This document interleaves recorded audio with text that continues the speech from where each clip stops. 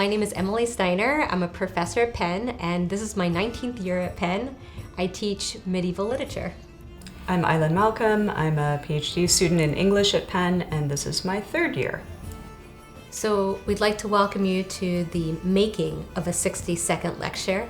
Our lecture was called Lost Words, 5 Medieval Words Which We Need Right Now. Which became 11 words. Yep. Yes.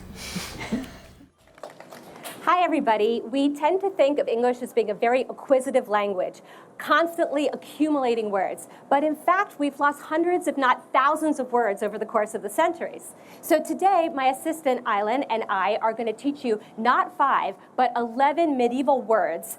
Some of these words are completely lost to the language. Some of them are hovering on the brink of extinction. And we're going to teach them to you through a conversation about the November midterm elections.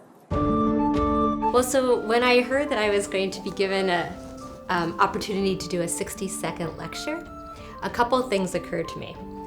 One was that I had to find a way to get people back into the Middle Ages very quickly.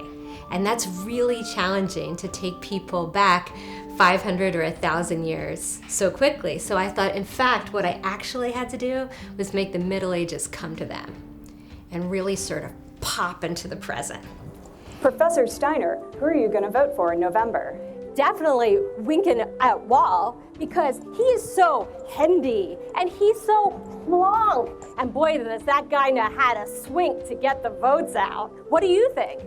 And the first step of bringing the Middle Ages into the contemporary moment was that Emily went on Twitter to sort of crowdsource our word scavenging process. There were some problems, though, with some of the words that people suggested on Twitter, weren't there? Yeah, well, some of them were a little bit hard to represent in 60 seconds because the richness of these words makes them difficult to pantomime. Also, Chaucer's English has a lot of really naughty words. And we're trying to keep it kind of clean. I think we did well. Yeah. So, and those are the ones that people most wanted us to do, I think. Although focusing on the upcoming midterm elections did give rise to a lot of insults. Yes, definitely. I think he's a doff. What? And he's such a softie. What a pushover. He's so nesh. Well, okay, what about Dame Agnes Skinner? Do you think she's a woman of the common people? No, she snurteth. I think she's concealing a hudder-mudder. Yeah, she makes me want to bulk. So the word bulkin, to puke or to belch, is not a word that's used now, but there's a version of it that's used. Balkin, which people from Scotland didn't hesitate to tell me that they use all the time. What about Purnell Puddinghart? She is a pert and proud popinjay. The word popinjay, which means parrot, but is often used in Middle English to mean someone who's really proud and conceited, comes from an Arabic word, babia, which also makes sense because these birds were coming from a warmer location. So I had to hang on to popinjay. Like, I felt like it had this rich linguistic history, and I was determined to use this word popinjay. But how are we going to act out a popinjay? And I was willing. Yeah. It turns out I have everything in my basement, including an old pirate costume. So that's how we came up with that prop.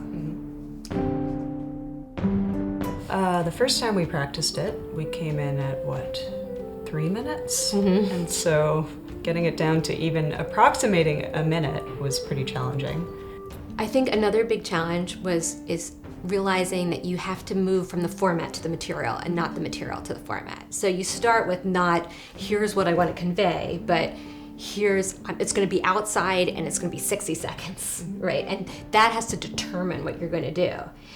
And that's sort of a sacrifice because here you are representing your field of study and you want people to accord it a lot of dignity and authority. And I said to myself, you know what? I'm going to throw dignity out the window because otherwise how am I going to get people to hear what I have to say about medieval words? I think that's sort of good to remember when you're a medievalist in general because it's already such an arcane field. It's so removed from everyday life experience in today's society. So you have to be able to really meet people where they are. What are we gonna do? We're in a canker dort.